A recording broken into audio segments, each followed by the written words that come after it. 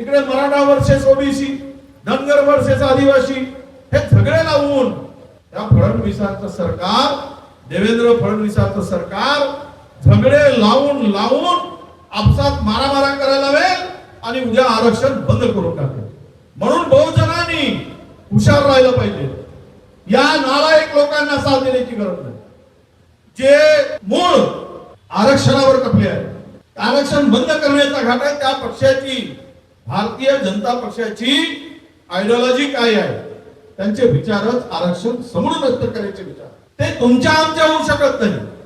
तुम्हाला आम्हाला देव धर्म सांगतील, धर्माच्या नावानं तुम्हाला देव धर्म सांगून फिरवतील, पण तुम्हाला तुमच्या नोकरी, तुमचं शिक्षण, तुमचा अधिकार हे सगळे हिरावून घेतील आणि त्यातून तुमची मानसिकता गुलामगिरीची करतील.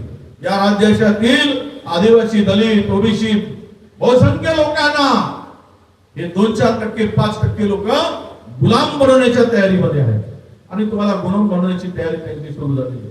मानसिकरित्या गुलाम झाला, ते खातील, ते देतील, त्याच्या दयेवर तुम्हाला जगावं लागेल. हे चित्र महाराष्ट्रामध्ये, देशामध्ये निर्माण झालेलं आहे.